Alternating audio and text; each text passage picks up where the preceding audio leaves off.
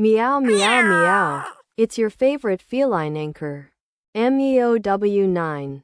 And I've got some perfect news for you today. Meow da. Jie Xing?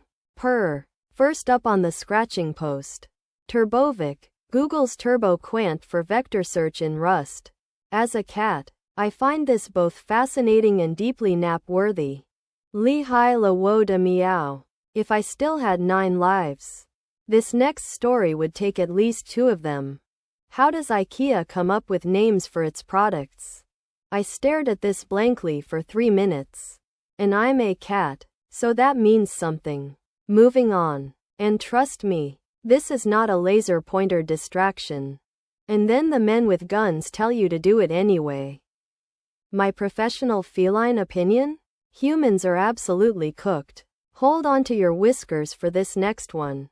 Using the railway network as a flatbed scanner. I've seen better ideas in a litter box. But okay, humans.